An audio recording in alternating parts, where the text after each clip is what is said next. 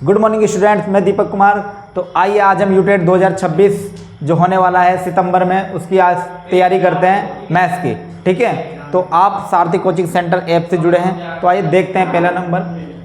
पहला क्वेश्चन है आपके पास, बोला गया है वास्तविक संख्याएं यानी कि रियल नंबर्स। हमने कल की क्लास में यहाँ तक पढ़ लिया था कि वास्तविक संख्याएं क्या होती है, परिमेय और अपरिमेय के योग को, यानी कि रियल नंबर क्या होता है हमारे पास, परिमेय संख्याएं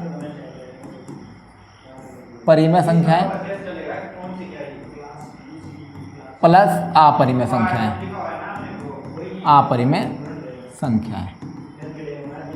यानी कि रेशनल नंबर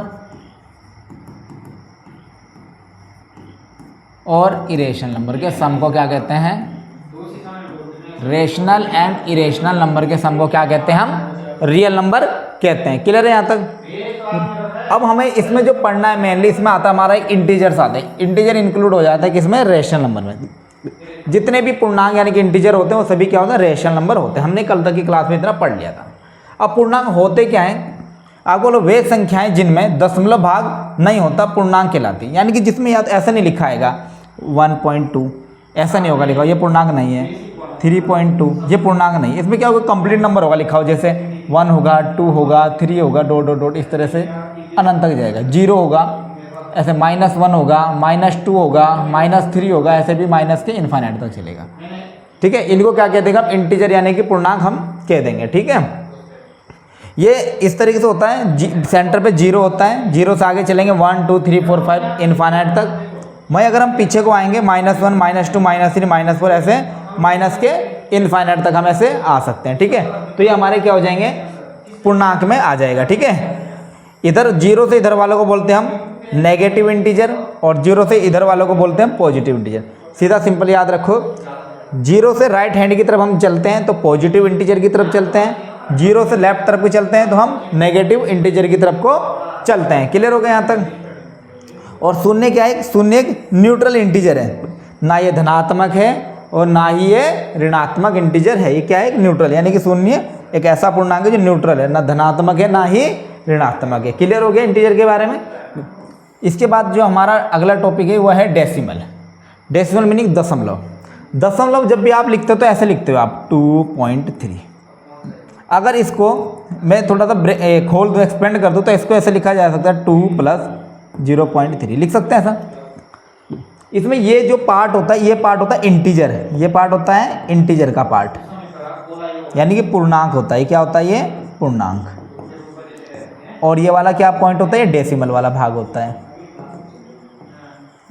तो क्या बोलेगा, वे संख्या जिनमें पूर्णांक के बाद दशमलव लगा हो दशमलव संख्याएं कहलाते हैं। देखो ये पूर्णांक है और पूर्णांक के बाद एक दशमलव करके फिर संख्या लिखी गई है। ठीक है, तो उन संख्याओं को बोलते हैं दशमलव संख्याएं कह देते हैं। ठीक है, ये जो दशमलव प्रसार है हमारा, ये मेनली हमने 2 भागों में बांट रखा है। ठीक है, पहला होता है टर्मिनेटिंग डेसिमल। टर्मिनेटिंग डेसिमल क्या होता है, थोड़ा सा इसको समझेंगे। टर्मिनेटिंग डेसिमल को, जैसे मैंने कोई भी एक फ्रैक्शन लिया, या आप इस तरह समझो, जैसे मैंने लिखा 1/2, मैंने यानी कि इसका मतलब है 2 से मैंने 1 को डिवाइड कराया। 1 में नहीं जाता 0 पॉइंट, यहाँ हो गया 10, 2 5 जा 10, 5 बार गया, ये हो गया 0, तो रिमाइंडर क्या आ गया 0, और डिवाइड क्या हो गया, कंप्लीटली डिवाइड हो गया। यानी कि जब हम भाग कराएं, भागफल हमारा एक फिक्स नंबर आ जाए, या कहने का मतलब ये कि रिमाइंडर हमारा 0 आ जाए, तो उसको बोलते हैं हम टर्मिनेटिंग डेसिमल। क्या बोलते हैं, टर्मिनेटिंग डेसिमल एक्सपेंशन। ठीक है, किस प्रकार का होता है, वो शांत होता है। कैसा होता है, शांत होता है, शांत, ऐसे शांत, ऐसे लिखते हैं शांत, ये थोड़ा मिस्टेक हो रहा है, शांत। क्लियर का, शांत दशमलव प्रसार। ठीक है, और ये जो शांत दशमलव प्रसार होता है, ये सभी क्या होती है, परिमेय संख्याएं होती है। क्या होती है, परिमेय संख्याएं होती है, यानी कि रेशनल नंबर होते हैं सभी। जितने भी शांत दशमलव होते हैं वो सभी क्या होते हैं, रेशनल नंबर होते हैं। क्लियर है। इसके बाद आता है नॉन टर्मिनेटिंग डेसिमल, यानी कि अशांत दशमलव। अशांत दशमलव को हमने 2 कैटेगरी में डिवाइड कर रखा है। यहाँ पे थोड़ा सा कलर चेंज कर देते हैं। 2 कैटेगरी में डिवाइड कर रखा है इसको। पहला कैटेगरी तो ये है, जैसे ये लिखी गई है कि 0.7777। देखो यहाँ पे एक ही नंबर रिपीट हो रहा है। आप कैसे पहचान करोगे कि 7 रिपीट हो रहा है कि 77? देखो, अगर देखो 77 रिपीट होता, देखो 1 पेयर 2 पेयर, यहाँ 7 बच रहा है, तो इसका मतलब है कि 7 रिपीट हो रहा है। 1 2 3 4 5 टाइम लिखा हुआ है। 7 टाइम लिखा हुआ है, तो एक सिंगल डिजिट रिपीट हो रही है, ठीक है। यहाँ इसका मतलब है सिर्फ 7 रिपीट हो रहा है। जब एक ही नंबर बार बार रिपीट होता है वो कहलाता है हमारा non terminating but repeating. Non terminating यहाँ पे लिख देता हूँ मैंने पिछली क्लास में बता रखा, नॉन टर्मिनेटिंग बट रिपीटिंग, ठीक है। Non terminating but repeating. यहाँ पे देखो 819191919, देखो यहाँ पे 1919 रिपीट हो रहा है, ठीक है। ये पीछे वाला नंबर क्या हो रहा है, रिपीट हो रहा है, ठीक है। 191919, तो भी क्या है, नॉन टर्मिनेटिंग बट रिपीटिंग। कई बार केस ऐसा आ जाता है, देखो इस टाइप का अगर हो ना, नॉन टर्मिनेटिंग हो बट रिपीटिंग हो, तो आप उसको क्या कह सकते हो, आप उसको कह सकते हो ये परिमेय है। तो ये भी क्या हो जाता है, आपका रेशनल नंबर हो जाता है इस टाइप का। देखो डेसिमल एक्सपेंशन अगर टर्मिनेटिंग है तो हमेशा परिमेय होगा, लेकिन बाय चांस अगर वो नॉन टर्मिनेटिंग बट रिपीट कर रहा है, या इस तरह से लिखा हुआ आ जाए 0.3 के ऊपर बार लगा हुआ आ जाए, यानी इसका मतलब है 0.3333 बार बार आता रहेगा, तो इसको भी हम क्या कहते हैं, नॉन टर्मिनेटिंग बट रिपीटिंग। तो ये भी क्या हो जाएगा, आपका परिमेय हो जाएगा, ठीक है। मैं इसका दूसरा टाइप ये है non terminating non repeating. Non terminating non repeating, non repeating, non terminating non repeating, ठीक है। वो कैसा होता है, जैसे मैंने यहाँ पे इसका एक एग्जांपल यहाँ लिख देता हूँ, ऐसे आ गया 0.10 100 100 100 1 4 बार 0 डॉट डॉट डॉट, इस तरह से मैंने कुछ नंबर लिख दिया, एक बार 0 2 बार 0 फिर 3 बार, यानी कि देखो ना तो रिपीट हो रहे हैं, 10 है फिर 100 है फिर 1000 है फिर 10,000 है, यानी कि एक नंबर ना रिपीट हो रहा है ना कंप्लीटली डिवाइड हो रहा है, ठीक है, ना ही रिमाइंडर 0 आ रहा है, ना ही कोई संख्या रिपीट हो रही है, तो उसको बोलते हैं non terminating but non repeating, repeat भी नहीं हो रहा है, तो ये होता तो है नॉन टर्मिनेटिंग, बट इस टाइप के नंबर को बोलते हैं हम इरेशनल नंबर। क्या बोलते हैं इस टाइप के नंबर को, इरेशनल नंबर कह देते हैं। क्या बोलते हैं इस टाइप के नंबर को हम, इरेशनल नंबर्स, इरेशनल नंबर्स। यहाँ तक हमने कल की क्लास में भी थोड़ा सा पढ़ा था डिटेल में, ठीक है। तो आइए इसको थोड़ा सा आगे बढ़ते हैं अब इससे, ठीक है।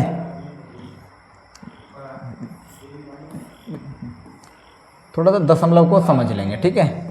दशमलव हम यहाँ पे समझेंगे पूरा बढ़िया तरीके से।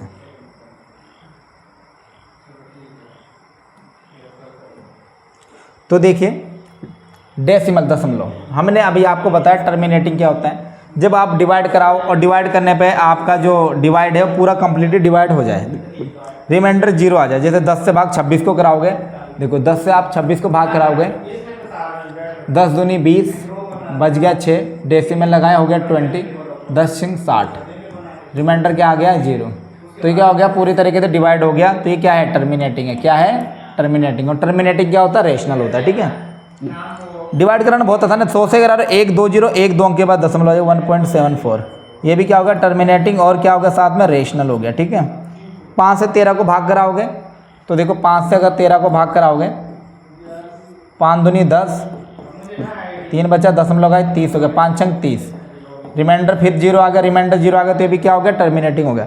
जब भी रिमाइंडर 0 आ जाए तो आप टर्मिनेटिंग कहते हो उसको, ठीक है। क्लियर हो गया, शांत दशमलव प्रसार, क्या बोलेंगे इसको, शांत, शांत ऐसे लिखते हैं। इसके बाद आ जाए यहाँ पर अशांत लेकिन आवर्ती दशमलव, यानी कि यहाँ पे अंग्रेजी में बिल्कुल सही लिखा हो गया है, non terminating but repeating decimal या रिकरिंग डेसिमल, ठीक है। ये कैसे होता है, देखो जब आपने भाग कराया तो इस तरह से नंबर रिपीट हो रहा है बार बार। देखो 9 से 6 को भागे, देखो 3 से कट रहा है, 3 दूनी 6 3 3 9, 3 से 2 को अगर आप भाग कराओ, 3 से 2 को भाग कराओगे तो 0 पॉइंट ये हो गया 20, तो 3 छिंग 18, फिर बच गया 2, दशमलव की 20 हो गया, 3 छिंग फिर 18, फिर बच गया 2, डेसिमल के फिर हो गया 3 छिंग फिर 18, फिर 2 बच गया। आप कराते जाओगे 6 रिपीट हो जाएगा, तो इसको मैं ऐसे लिख सकता हूँ 0.6 बार, क्योंकि क्या हो रहा है, एक संख्या यानी कि 6 क्या हो रही है, बार बार रिपीट हो रही है, ठीक है। और रिपीट हो रही है तो आप इसको बोल सकते हो non terminating but repeating decimal, ठीक है, या रिकरिंग डेसिमल, अशांत लेकिन अनावसानी आवर्ती का बोल सकते हो आप इसको, ठीक है। तो इस टाइप का जो डेसिमल एक्सपेंशन होता है वो क्या कहलाता है, हमारा परिमेय कहलाता है, ठीक है। ये क्या हो जाता है, परिमेय हो जाता है, हमने अभी पीछे पढ़ा दिया। यहाँ पे देखो यहाँ 71 रिपीट हो रहा है ना, तो एक बार इसको लिख सकते हो, 0.71 के ऊपर बार लगा सकते हो आप, जैसे यहाँ लगाओ अभी, ये क्या है, रेशनल हो गया, ठीक है। इनके दशमलव विस्तार में एक या अधिक अंक बार बार आते हैं, जैसे 12.8136 136 136, देखो 136 136 बार बार आ रहा है, यहाँ से इसके ऊपर बार आ जाएगा, ठीक है। तो ये भी क्या होगा, रेशनल होगा। क्लियर हो गया। इसके बाद ये वाला टॉपिक था non terminating and non repeating decimal, यानी कि नॉन रिकरिंग डेसिमल एक्सपेंशन। ये इस टाइप का होता है जिनको हम पी अपॉन क्यू की फॉर्म में नहीं लिख सकते। देखो इसको लिख सकते हैं पी अपॉन क्यू की फॉर्म में, एक नंबर के ऊपर बार है तो मैं इसको ऐसे लिख सकता हूँ 6/9, ठीक है। 2 नंबर के ऊपर बार है तो इसको लिख सकता हूँ मैं 71/99। इसके हम क्वेश्चन की प्रैक्टिस कराएंगे आपको, ठीक है। आप फिक्र मत करो, हम इसके इतने क्वेश्चन करा देंगे आपको कि आप बहुत आसानी से इनके क्वेश्चन बना सकोगे, ठीक है। 2 के ऊपर बार लगाए तो डायरेक्ट 71/90, 3 के ऊपर बार लगाए तो नंबर लिखो 9,999 से उसको डिवाइड कर दो। शॉर्टकट ट्रिक है, बाकी काफ़ी लॉन्ग इसका मेथड भी है, हम दोनों बताएंगे आपको, बेसिक भी और ट्रिक भी, ठीक है। यहाँ पे बोला गया आपको, देखो इस टाइप से नंबर आएगा 7 1 3 4 2 6 1 9। देखो कभी कुछ आ रहा है, कभी कोई भी नंबर यानी कि रिपीट नहीं हो रहा है, ना कंप्लीटली डिवाइड जा रहा है। तो इस टाइप का जो डेसिमल एक्सपेंशन होगा उसको बोलेंगे हम non terminating non repeating decimal, ठीक है। और ये क्या हो जाएगा आपका, इरेशनल हो जाएगा, ठीक है। क्लियर हो गया, इरेशनल नंबर। इसके दशमलव विस्तार में ना तो कोई अंक दोहराता है और ना ही कभी समाप्त होता है, ठीक है। यानी कोई अंक ना तो रिपीट होगा और ना ही कभी समाप्त होगा, ठीक है। इतना समझ आ गया। हमने दशमलव प्रसार पढ़े, कब परिमेय होगा कब अपरिमेय होगा। परिमेय चाहे अपरिमेय दोनों ही वास्तविक संख्या में आता है, ठीक है। तो आइए इसके आगे देखते हैं। इंटीजर, इंटीजर में क्या है, हमने ये इंटीजर हमने पढ़ी ली कि 0 से इधर वाले धनात्मक इंटीजर हैं, ये पॉजिटिव हैं। इधर वाले 0 से इधर वाले नेगेटिव हैं और 0 आपका क्या है, न्यूट्रल है, ठीक है। न्यूट्रल इंटीजर है। तो इधर वाले आप देखो, इसको हमने क्या करके डिवाइड कर दिए, हमने क्या कर दिया, इंटीजर को डिवाइड कर दिया। डिवाइड कैसे कि हमने इवन इंटीजर करें, यहाँ से क्वेश्चन आता है आपके एग्जाम में बनता है क्वेश्चन, ठीक है। इवन इंटीजर, इवन इंटीजर यानी कि सम पूर्णांक। सम पूर्णांक क्या होते हैं, जो संख्याएं 2 के पाड़े में आती हैं, जो 2 से कंप्लीटली डिवाइड हो जाती है, उसको बोलते हैं सम पूर्णांक। अब बच्चे समझते हैं कि सर 2 से डिवाइड तो 2 होगा, बच्चे को यही याद है 2 4 6 8 10 डॉट आगे तक। भाई 0 भी 2 से डिवाइड होता है। देखो 0 को 2 से डिवाइड कराओगे तो 0 कट गया तो क्या आ गया, 0 ही आ गया। तो 0 भी क्या है, एक सम पूर्णांक है, ठीक है। -2 को भी देखो 2 से काटो 2 ही कम 2, -1 आया। तो -2 भी क्या है, सम पूर्णांक है। -4 -6 ऐसे है। तो ये सभी क्या है, सम पूर्णांक है, ठीक है, जो 2 से डिविजिबल होते हैं। संख्या 2 से विभाज्य, जो संख्याएं 2 से विभाज्य, नंबर डिविजिबल बाई 2, जो नंबर 2 से डिविजिबल है उसको हम क्या कहते हैं, सम पूर्णांक यानी कि इवन इंटीजर कहते हैं। इसका एग्जांपल लिखा गया है -2 -4 भी होगा इधर, 0 2 4 इनफाइनाइट। देन वहीं पे ऑड इंटीजर क्या होता है, ऑड इंटीजर समझेंगे नहीं, विषम पूर्णांक। विषम पूर्णांक क्या होते हैं इसको समझते हैं। नंबर नॉट डिविजिबल बाई 2, जो संख्या 2 से विभाज्य नहीं होती, 2 से नहीं कटेगी। तो देखो जो 2 से कटेगी सम पूर्णांक, जो 2 से नहीं कटेगी विषम पूर्णांक। फॉर एग्जांपल 1 3 5 7 9 ऐसे इधर -1 -3 -5, तो सभी क्या हो जाते हैं, ये विषम पूर्णांक हो जाते हैं, ठीक है। समझ आ गया, even integer and odd integer. Question कैसे बनता है, हमने आगे क्वेश्चन ले रखे हैं इसके, वहाँ पे हम इसको क्वेश्चन को समझेंगे किस टाइप का क्वेश्चन यहाँ से बन सकता है, ठीक है। ये देखिए इसकी बहुत अच्छी प्रॉपर्टी है, even and odd property. Even odd property क्या होती है, मान लीजिए आपके पास एक इवन नंबर है और दूसरा भी इवन नंबर है, अगर उनको ऐड करोगे तो इवन ही नंबर आएगा। फॉर एग्जांपल आपके पास 2 है पहला, दूसरा 6 है, 2 और 6 8 हो गया। देखो ये भी इवन प्लस इवन, तो बना भी क्या, इवन। दूसरा अगर आपके पास ऑड नंबर है, दूसरा भी ऑड है, तो ऐड करोगे तो इवन आएगा। देखो 3 है, 3 का कोई भी ऑड नंबर जोड़ो, मेरे 5 जोड़े 11 जोड़ दो, 11 और 3 14। Odd plus odd equal to even. 2 even number को जोड़ने पर इवन बनता है, 2 ऑड नंबर को जोड़ने पर भी इवन नंबर बनता है। क्लियर हो गया यहाँ वाली प्रॉपर्टी। देखिए यहाँ लिख भी रखा है, 2 सम संख्याओं का योग सम होता है, 2 विषम संख्याओं का योग भी सम होता है। क्लियर हो गया। अब आज मान लो यहाँ पे अगर इवन के साथ ऑड जोड़ दो, इवन के साथ ऑड नंबर जोड़ दो, मान लो एक इवन ले लेता हूँ, एक ऑड ले लेता हूँ, एक इवन ले लेता हूँ मैं यानी कि 6, एक ऑड नंबर ले लेता हूँ, मान लेता हूँ 3, तो 6 और 3 9, कितना आ गया, 9। कैसा आ गया, ऑड आ गया। तो इवन ऑड मिलके ऑड बनाता है, ठीक है। तो ये इवन हो गया, ये ऑड हो गया, तो क्या बनता है, ऑड बनता है। इवन प्लस ऑड ऑड बन जाता है, ठीक है। क्लियर हो गया यहाँ तक। तो ध्यान लिखें, सम और विषम का योग विषम होता है। क्लियर हो गया, ये है योग की बात है। देखो जोड़ने की बात है 3 प्रकार से, विषम और विषम अगर जुड़ेगा तो सम बनेगा, सम और सम जुड़ेगा तो भी सम बनेगा, लेकिन अगर सम और विषम जुड़ेगा तो विषम बनेगा। क्लियर है? एक केस। अब मल्टीप्लाई में आते हैं। अगर दोनों इवन नंबर मल्टीप्लाई करेंगे, जैसे मान लो दोनों इवन नंबर, एक 6 है और दूसरा इवन नंबर मान लेता हूँ मैं 8 है, 6 × 48 और 48 भी क्या है? इवन नंबर है। मान लो एक 2 है और एक 4 है, 2 2 चौक 8, ये भी क्या है? इवन। देखो इवन इंटू इवन क्या बन गया आपका? इवन। तो इवन से इंटू करेगा इवन ही आएगा। ठीक है। दूसरा, अगर एक इवन है और एक ओड है, एक इवन ले लो एक ओड ले लो, भाई आपको पता है 2 इवन नंबर है, 2 की किसी से भी मल्टीप्लाई करा दो इवन ही तो आएगा। 2 × 2 2 दूनी 4, 2 3 6, 2 5 10, 2 7 14, 2 8 16। इवन से कराओ चाहे ओड से कराओ इवन ही आएगा। तो इवन और ओड की मल्टीप्लाई क्या हो जाती है? इवन ही हो जाती है। तो 2 × 3 तो 6, तो इवन इंटू ओड की मल्टीप्लाई इवन बनती है आपकी। ठीक है। इन लाइनों को अच्छे से समझ लेना। ठीक है। और अगर ओड की ओड से कराओगे भाई, ओड की ओड से कराओगे, देखो 3 × 3, 3 × 9, ओड तो ओड से करेगा तो भाई ओड ही बनता है। ठीक है। ये 6 लाइनें हैं, इनको आप अच्छे से समझो। मैं यहाँ एक बार इसको साफ करके देखो। पहली चीज, 2 सम संख्याओं का योग सम होता है। क्लियर? 2 विषम संख्याओं का योग भी सम होता है। ये लाइनें क्लियर हो गई आपको। फिर इवन और ओड, एक इवन हो एक ओड हो तो वो भी ओड बन जाती है। एक इवन और इवन का अगर मल्टीप्लाई हो तो वो इवन बनता है। यहाँ पे आ जाओ, सम और विषम का गुणा सम होता है। देखो सम और विषम का गुणा सम होता है। 2 विषम संख्याओं का योग, 2 विषम संख्याओं का गुणा विषम होता है। देखो ओड इंटू ओड ओड हो जाता है। ठीक है। यहाँ पे मैं लिख भी देता हूँ, इवन को बोलते हैं, लिख भी रखा पर इवन को बोलते हैं सम, ओड को बोलते हैं विषम। ठीक हो गया? यहाँ तक समझ आया आपके? ये नीचे लिख भी रखे हैं, odd numbers and with. Odd number कैसे पता चले? मान लो कोई मैंने नंबर लिखा 6 2 9, थोड़ी रेड पेन से लिखता हूँ। मैंने यहाँ नंबर लिखा 6 2 9 5 1, मतलब ओड है इवन है, लास्ट की डिजिट क्या है? 1, ओड नंबर है। मैंने लिखा 6 2 5 4 3, इवन ओड, लास्ट की डिजिट क्या है? ओड, तो ओड हो गया। यानी कि कोई भी नंबर का अगर एंड 1 पे, 3 पे, 5 पे, 7 पे, 9 पे, तो वो नंबर क्या कहलाएगा? आपका ओड नंबर कहलाएगा। ठीक है। मैंने आपको डिजिट बता दिया ना, 0 से 9 तक डिजिट होती है। ठीक है। कोई भी डिजिट 0 से 9 तक के डिजिट में अगर 1 3 5 7 9 है तो वो ओड होगा। मैं इवन कब होगा सर? इवन तब होगा अगर कोई भी नंबर है 6 2 5 8, 0 है इवन नंबर, चाहे यहाँ पे ओड भी, चाहे ऐसे लिखा होगा, कहीं बच्चे समझ 6 2 8 5 0। देखो यहाँ पे ओड है बट 0 है, एंड अगर 0 से हो रहा है तो ये इवन हो जाएगा। ठीक है। या फिर ऐसे लिखा हुआ है 6 5 9 8 6, लास्ट में इवन नंबर है तो भी क्या हो जाएगा? ये इवन हो जाएगा। कहने का मतलब अगर किसी नंबर का एंड ऐसे हो रहा है,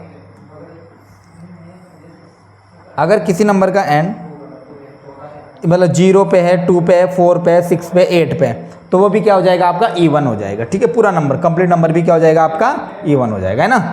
अब इस पे क्वेश्चन करेंगे, बेहतरीन क्वेश्चन जो कि आपके एग्जाम में पूछा भी जा रखा है। ठीक है। तो इसके एक क्वेश्चन देखेंगे।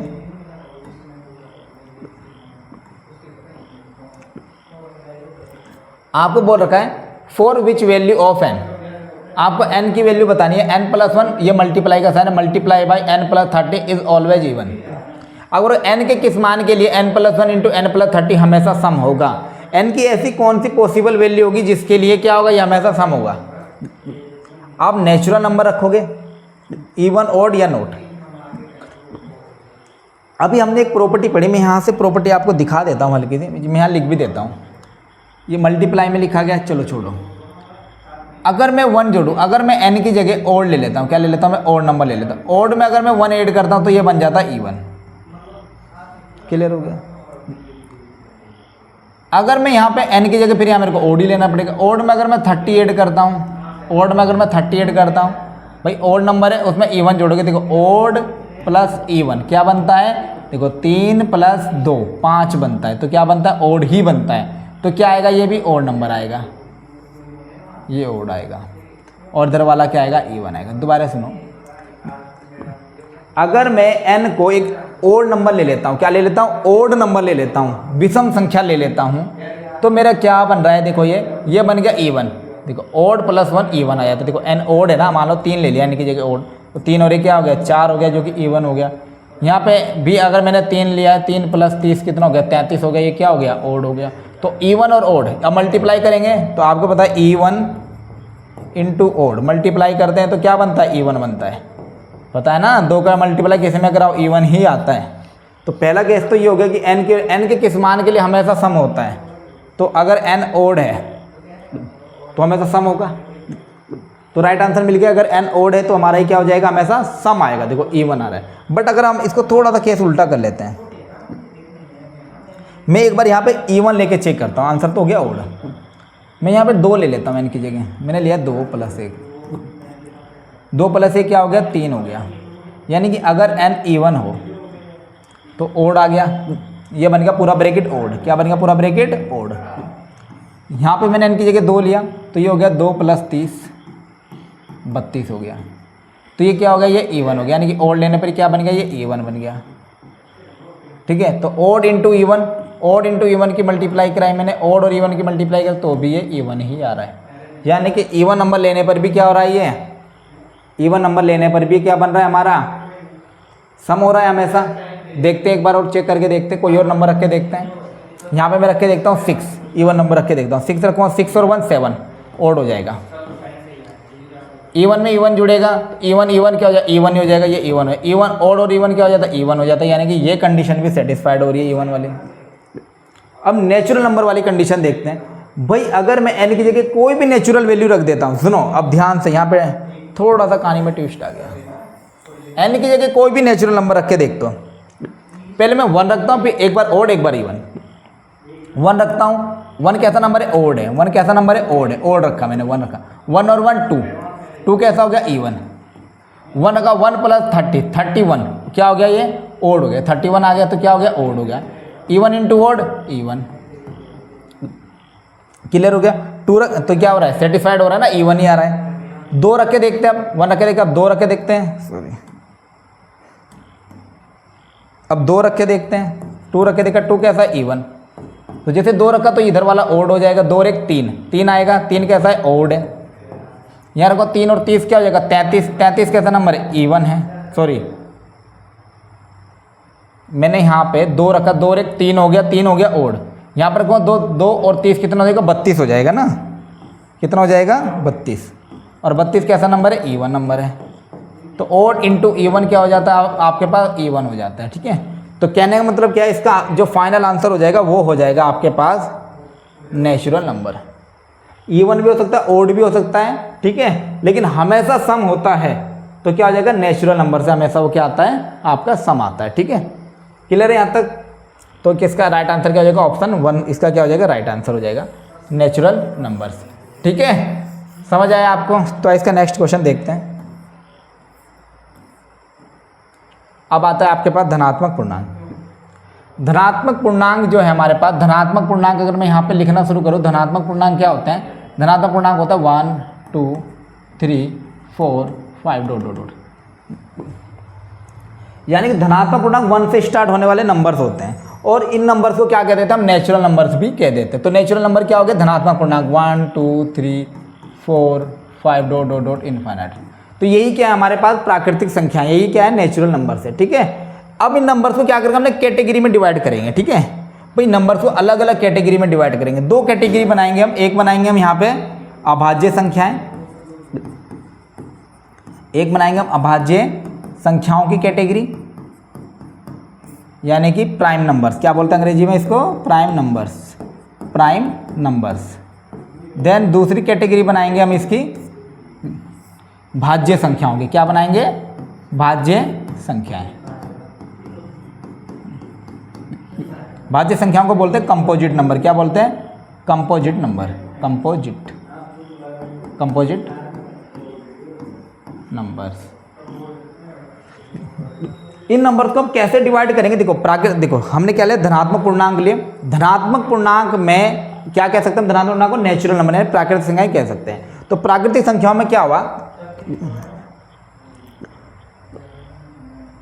1 2 3 4 5, इनको हमने डिवाइड करें भाज्य संख्या में, प्राइम नंबर्स में और कंपोजिट नंबर में। ठीक है, तो अब देखो यहाँ पर अभाज्य संख्याएं क्या होगी, पहले नंबर पे अभाज्य संख्याएं क्या होती है।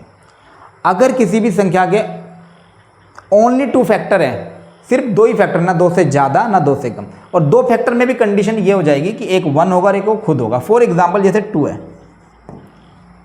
3 है, 5 है, 7 है, 11 है, डॉट डॉट डॉट। अब देखो यहाँ पे देखो इस संख्या में देखो अभाज्य संख्या देखो 2, देखो 2 के फैक्टर क्या, एक तो 1 के टेबल में आ रहा है, दो एक 2 के टेबल में, 2 ही फैक्टर है ओनली। 3 को देखो एक 1 के टेबल में आ रहा है, एक 3 के टेबल में आ रहा है। 5 को देखो 1 के टेबल में आ रहा है और 5 के टेबल में आ रहा है। तो इस टाइप के जो नंबर होंगे उनको कह देते हैं हम अभाज्य संख्याएं, जिसके ओनली 2 फैक्टर। मैं हाल भी देखता हूं, ओनली 2 फैक्टर, ठीक है, ओनली 2 फैक्टर, सिर्फ 2 फैक्टर होंगे, ठीक है। मैं लिख देता हूं, ओनली का मतलब सिर्फ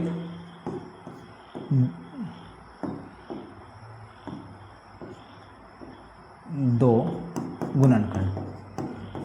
गुणनखंड, जिसमें से एक 1 होगा और एक वो नंबर खुद होगा, ठीक है, उसको बोलेंगे हम अभाज्य संख्या है, ठीक है।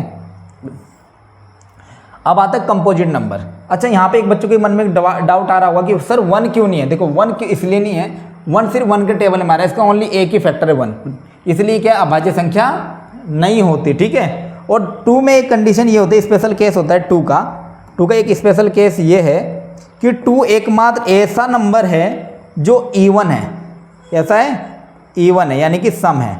सम होने के साथ साथ ये अभाज्य है, इवन प्राइम है। क्या है ये? इवन प्राइम नंबर है। 2 एकमात्र ऐसा नंबर है जो इवन भी है प्राइम, यानी कि सम अभाज्य है। सम अभाज्य संख्या एकमात्र 2 है, सम अभाज्य। कई बार पेपर में पूछ जाएगा, बताओ निम्न में से कौन एकमात्र सम अभाज्य संख्या, तो 2 एकमात्र ऐसी है जो सम भी है और अभाज्य भी है। 2 के अलावा सारी विषम संख्याएं अभाज्य होती है। देखो 5 है, 7 है, 11 है, 13 है, 17 है, 19 है, 23, 29, 31, 41, 43, 47, ये सभी क्या हैं? अभाज्य है और साथ में और नंबर है, यानी कि विषम संख्या है। बस 2 ही एकमात्र ऐसी संख्या है जो सम के साथ साथ अभाज्य भी होती है। मैं भाज्य संख्या क्या होती है? More than 2 factor, more than 2 factors, जिसके 2 से ज़्यादा फैक्टर्स होते हैं, 2 से अधिक गुणनखंड, जिसके 2 से ज़्यादा अधिक गुणनखंड होते हैं, यानी 2 से अधिक होंगे। अगर 2 होंगे तो अभाज्य, 2 से कम होंगे तो ना भाज्य ना अभाज्य। अगर 2 से ज़्यादा यानी कि कम से कम 3 है, 3 हो जाए या 3 से ज़्यादा हो जाए तो क्या लाएगी आपकी भाज्य। For example 4, 6, 8, 9, 10, dot. 4 देखो 4 के कैसे, देखो एक तो 1 के टेबल में आ रहा है, एक खुद के टेबल में आ रहा है, 2 फैक्टर हो गए, ये अभाज्य कंडीशन थी। लेकिन ये एक और नंबर है 2, देखो 2 से भी कटा, 2 2 जा 4, तो ये क्या हो गया? देखो 1 2 3 फैक्टर मिलके भाज्य हो गया। 6 के देखो, 6 को देखो, एक तो आ रहा है ये 1 के टेबल में, एक आ रहा है खुद 6 के टेबल, एक आ रहा है ये 2 के टेबल, 2 3 जा 6, एक आ रहा है 3 के टेबल में, तो मिलके ना 2 से ज़्यादा फैक्टर, तो ये भी क्या हो गया? भाज्य। 9 को देखो, 9 में देखो एक ये 1 के टेबल में आ रहा है, एक 9 के टेबल में आ रहा है, एक 3 के टेबल में भी आ रहा है, तो 3 3 9, तो ये भी क्या हो गया? आपका भाज्य संख्या हो गई, ठीक है। तो भाज्य संख्याएं क्या होती है? जिसके मोर देन 2 फैक्टर होते हैं। क्लियर हो गया यहाँ पे भाज्य और अभाज्य। 1 ना भाज्य है और ना ही अभाज्य है। 1 को, क्योंकि 1 के ना 2 फैक्टर होते हैं ना 2 से ज़्यादा होते हैं, सिर्फ एक ही फैक्टर होता है 1 का 1, इसलिए ना भाज्य ना अभाज्य, ना ही भाज्य। मैं लिख देता हूँ 1 ना भाज्य ना अभाज्य। तो आइए आगे देखते हैं।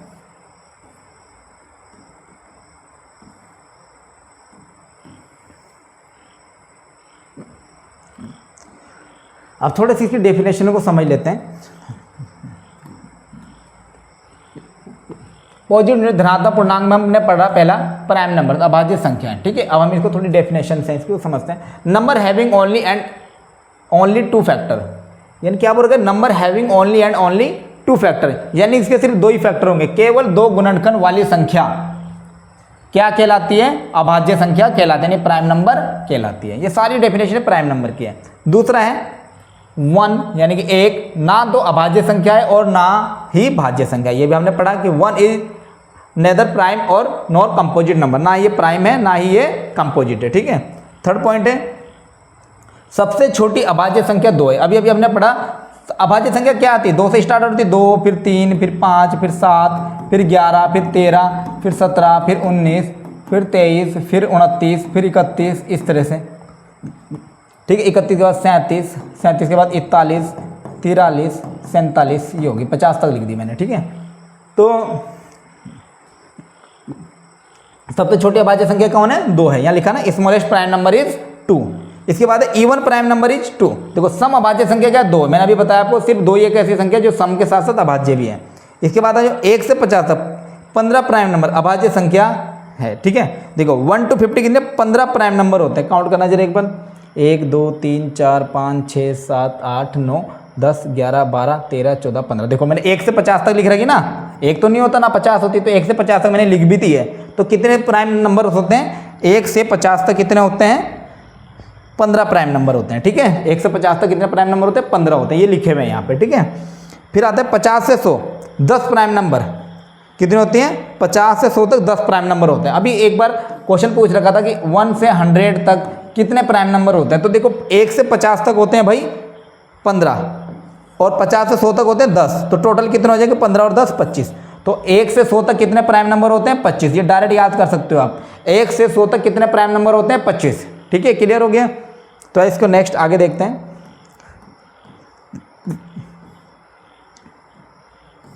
आपको एग्जाम में काउंट करने की जरूरत नहीं पड़ेगी फिर। सेकंड पॉइंट है composite number. Composite number meaning भाज्य संख्या। भाज्य संख्या क्या होती है? 2 से अधिक गुणनखंड वाली संख्या, जिसके 2 से ज्यादा गुणनखंड हो। Number having more than 2 factor, देखो लिख रहा है ना, number having more than 2 factor. जिस संख्या के 2 से अधिक फैक्टर होंगे वो क्या कहलाएगी? आपकी कंपोजिट नंबर कहलाएगी, ठीक है। समझ आ गया यहाँ तक? फॉर एग्जाम्पल 4 6 8, अगर सबसे छोटी कंपोजिट नंबर की बात करूँ तो मैं 4 हो जाता है, ठीक है, ठीक है। 4 सबसे छोटा कंपोजिट नंबर है, 1 है 4 है और 2 है, ठीक है। ये हो गया आपका, है ना। क्लियर हो गया? यहाँ तक समझ आया आपको? तो आइए इसका नेक्स्ट आगे देखते हैं।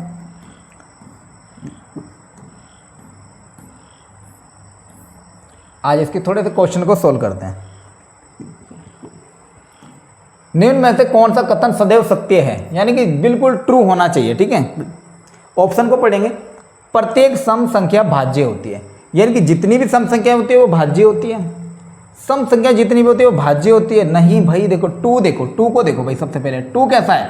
2 सम है बट कैसा है? अभाज्य है। 2 सम होने के साथ साथ कैसा है भाई? अभाज्य है। तो क्या पहला ऑप्शन सही हो सकता है? यहाँ पर ट्रू होना चाहिए बिल्कुल। प्रत्येक सम संख्या भाज्य होती है, नहीं होती भाई, 2 नहीं होता, 2 भाज्य नहीं होता, तो ये क्या हो गया? तो गलत हो गया। प्रत्येक विषम संख्या अभाज्य होती है, ये कह रहा प्रत्येक विषम संख्या अभाज्य होती है, कि जितनी विषम संख्या वो अभाज्य होती है। 9 को देखो जरा एक बार ट्राई करके, 9 देखो 3 के टेबल में आ रहा है, 1 के टेबल में आ रहा है और खुद के टेबल में आ रहा है। ये तो क्या है? भाज्य है। ये तो क्या है? भाज्य है। और ये क्या कह रहा था? प्रत्येक विषम संख्या अभाज्य होती है। 9 कैसा है? विषम है पर साथ साथ भाज्य है। और ये कह रहा है कि अभाज्य होती है, ये भी बात भी गलत कह दी भाई इसने, ठीक है। आगे लिख रहा है, सी पॉइंट पे लिख रहा है 2 एकमात्र सम अभाज्य संख्या। देखो 2 क्या है? एकमात्र सम अभाज्य संख्या। ये बात बिल्कुल सही कि देखो 2 जो है ना, 2 सम है और साथ साथ अभाज्य है। 2 के अलावा ऐसी कोई भी सम संख्या नहीं है जो अभाज्य भी होगी, इसलिए ये ऑप्शन क्या हो जाएगा? हमारा राइट आंसर हो जाएगा। डी वाला पढ़ते हैं। 1 अभाज्य संख्या। देखो हमने बता रखा 1 ना तो भाज्य है ना ही अभाज्य है, ये कुछ नहीं है, ठीक है। ना भाज्य ना अभाज्य, ठीक है। तो ये भी क्या हो जाएगा? हमारा ऑप्शन गलत हो जाएगा, ठीक है। तो हमारा राइट आंसर हो जाएगा ऑप्शन सी, 2 एकमात्र ऐसी अभाज्य संख्या है जो सम है, ठीक है। इसका नेक्स्ट क्वेश्चन देखते हैं।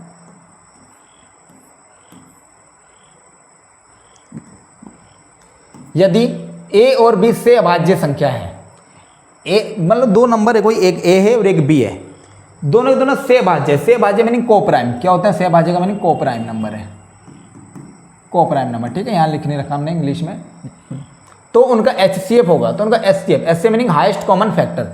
HCF की फुल फॉर्म होती है हाईएस्ट कॉमन फैक्टर। तो बताओ ए और बी से अभाज्य है तो इनका HCF होगा भाई। दो नंबर से अभाज्य तब कहलाते हैं अगर उनका जो कॉमन फैक्टर है, हाईएस्ट कॉमन फैक्टर, वो 1 होगा। जैसे मान लो मैंने ले लिया 2 और 3, 2 और 3 को प्राइम। देखो इनका अगर मैं भाग करूँ देख किस नंबर, ऐसा कौन सा कॉमन नंबर जिससे दोनों नंबर डिवाइड हो रहे हैं? बड़े से बड़ा नंबर सर 1 है, 1 से डिवाइड हो रहे हैं, तो उन नंबर का जो HCF होता है वो 1 होता है, ठीक है। ध्यान रखना, सिंपल सा। 2 संख्या से अभाज्य होगी तब जब उनका HCF 1 होगा, ठीक है।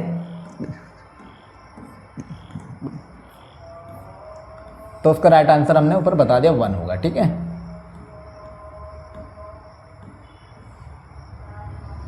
इसके बाद आ जाओ, यदि किसी संख्या के अभाज्य गुणनखंड, ये दे रखें, ये इसको मैं थोड़ा सा यहाँ पे लिख देता हूँ, ये ऐसे लिखा 2 की पावर 3 मल्टीप्लाई बाई 3 की पावर 2 मल्टीप्लाई बाई 5 की पावर 1, यहाँ कुछ नहीं तो 1 है। तो ऐसे लिखा, यदि किसी संख्या के अभाज्य गुणनखंड 2 की पावर 3, 3 की पावर 2 एंड 5 की पावर 1 है, मतलब कुछ नहीं तो 1 है, तो उसके कुल गुणनखंडों की संख्या होगी। कुल गुणनखंडों की संख्या बताएंगे, इसके टोटल कितने गुणनखंड हो गए, यानी ऐसी कितनी संख्याएं हैं जो इस पूरे नंबर को, देखो इसकी मल्टीप्लाई करें, कोई नंबर आएगा उसको डिवाइड कर सकती है। अगर मान लो कभी भी आपके पास रिजल्ट ऐसे देते हैं, p की पावर है, q की power b, p q, r की पावर c, ऐसे आगे तक दे दे, तो इनमें गुणनखंडों की जो संख्या होगी, कुल गुणनखंड जो होंगे, गुणनखंड वो होंगे जो इनकी पावर होगी, इसमें 1 प्लस कर दो, a plus 1 into B plus 1 into C plus 1, इनकी पावर में एक एक जोड़ दो, आपस में मल्टीप्लाई करा दो। तो मैं यहाँ कर देता हूँ, तो ये हो गया 3 प्लस 1 इंटू, यहाँ 2 है, 2 प्लस 1 इंटू 1 प्लस 1, तो ये हो जाएगा 3 और 1 4 मल्टीप्लाई 2 और 1 3 मल्टीप्लाई 1 और 1 2, कितना हो गया 4 3 12, 12 दूनी 24, तो कितने गुणनखंड होंगे 24 होंगे। तो कितना आंसर आ जाएगा 24। आप करना चाहो तो इसको फैक्टर करके देख सकते हो, देखो 2 से कट रहा है, फिर ये 1 से भी कटेगा, फिर 2 दूनी 4 दूनी 8, ये 8 आएगा तो 8 के फैक्टर निकलेंगे, फिर 3 दूनी 6 उसके फैक्टर, 5 के फैक्टर। ठीक है, क्यों ऐसा होता है, इसलिए है कि देखो 2 की पावर 3 है ना, तो इसमें हम 0 पावर 1 2 3 पावर 4 पावर को इंक्लूड कर सकते हो, तो इसलिए 4 आ गया। 3 की पावर 2 है, इसमें हम क्या क्या इंक्लूड कर सकते हैं, 0 1 और 2 इंक्लूड कर सकते हैं, कितना आगे फैक्टर 3 आ गया। 5 की पावर 1 है, तो 5 की पावर 1 में हम कितना करते हैं 0 और 1 ऐड कर सकते, कितना आगे 2 आ गया, इनकी इंटू करो 4 3 12, 12 दूनी 24, तो इसलिए आंसर हमारा 24 आ गया। ठीक है, हम ऐसे, ये इसका बेसिक होता है। ठीक है, बट आपको क्या करना है, डायरेक्ट लगाना है। फैक्टर जितने भी आपको फैक्टर देते हैं, आपको कुछ नहीं करना, उनकी पावर में 1 ऐड करके सबकी मल्टीप्लाई कर देनी है, और आपके पास टोटल फैक्टर निकल गया 24। ऑप्शन बी क्या हो गया, इसका राइट आंसर हो गया। ठीक है, बी ऑप्शन। समझ आया? तो आइए इसके आगे क्वेश्चन देखते हैं।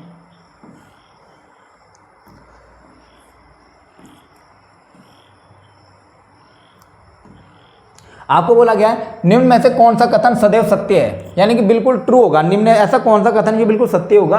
पहला ऑप्शन है प्रत्येक सम संख्या भाज्य होती है, यानी जितनी भी संख्याएं सम है वो सभी भाज्य होती है। गलत बात है। 2 भाई क्या है, अभाज्य है। प्रत्येक विषम संख्या भाज्य होती है, नहीं। 9 क्या है, 9 है यहाँ पर, ये तो हमने कर लिया पीछे अभी। 9 विषम है पर भाज्य है, ये भी गलत हो गया। 2 एकमात्र अभाज्य संख्या, ये बिल्कुल सही होगा। ठीक है, और एक ना कोई ये कुछ नहीं है। ठीक है, ये अभी हमने ऊपर भी करा, ये डबल आ गया पेज। ठीक है, तो ऑप्शन सी इसका राइट हो गया था। ठीक है ना, ठीक है। तो आज के लिए इतना ही। ठीक है, हम बाकी का जो क्लास है वो, मतलब कि बाकी के जो चैप्टर उनको कल की क्लास में करेंगे। तब तक अगर आप लोग यूटेट 2026 की संपूर्ण तैयारी करना चाहते हैं, पेपर 1 में अधिकतम नंबर लाना चाहते हैं और पेपर 2 को क्वालिफाई करना चाहते हैं और अच्छे नंबर लाना चाहते हैं, तो हमने UTET paper 1, UTET paper 2 SST और मैथ साइंस दोनों का कोर्स हमने लॉन्च किया है। आप हमारे सारथी कोचिंग सेंटर ऐप से जुड़ सकते हैं। ये प्ले स्टोर पे भी आपके लिए इजीली अवेलेबल है, एंड हमारे डिस्क्रिप्शन में आपको लिंक भी मिल जाएगा। आप एक बार हमारे एप्लीकेशन ऐप पर जाके देखें। कोर्स की फीस भी हमने मिनिमम रखी है। अगर आप सिंपल एक पेपर खरीदना, एक पेपर का कोर्स लेना चाहते हैं तो आपको 799 रुपये पड़ेंगे। अगर आप पेपर 1 और पेपर 2 में एसएसटी या मैथ साइंस लेना चाहते हो तो उसकी मिनिमम, दोनों की एक साथ अगर लोगे तो आपको डिस्काउंट मिलेगा। 999 रुपये में दोनों पेपर आपको मिल जाएंगे। ठीक है, तो अगर आप पेपर 1 में अच्छे से ज़्यादा मार्क्स लाना चाहते हैं, क्योंकि मेरिट बेस्ड सिलेक्शन होता है डीएलएड के बेसिस पे, तो पेपर 1 में आपको अधिकतम नंबर चाहिए, क्योंकि उसकी मेरिट के अकॉर्डिंग आपका सिलेक्शन होता है। तो आप पेपर 1 को भी परचेस कर सकते हो। मात्र 799 रुपये आपके लिए फीस रखी गई है, और हमारा बैच अभी 21 तारीख यानी कि कल से स्टार्ट हुआ है। ठीक है, तो अभी जुड़ोगे तो आपको ज़्यादा बेनिफिट रहेगा कि आपको लाइव क्लासेस मिलेगी, उसमें पीडीएफ नोट्स मिल जाएंगे आपको, और रिकॉर्डेड क्लासेस भी मिल जाएगी जो आप देख सकते हो। ठीक है, और ये हमारा बैच तब तक रहेगा, अगर यूटेट का पेपर पोस्टपोन होता है तो आपके लिए तब तक ये अवेलेबल रहेगा कोर्स। ठीक है, तो थैंक यू हमारे साथ जुड़ने के लिए। Thank you.